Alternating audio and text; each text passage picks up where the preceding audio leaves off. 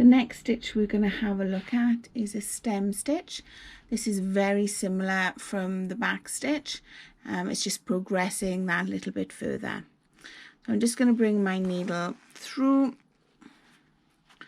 I'm going to start. So I'm going to do a stitch, but I'm going to come back on myself, but only half the distance of the original stitch.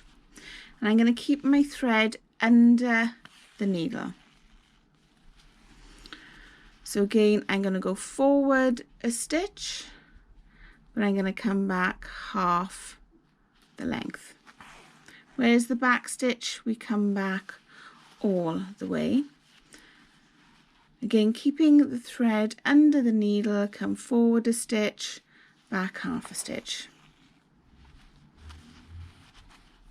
Go forward a stitch, come back halfway.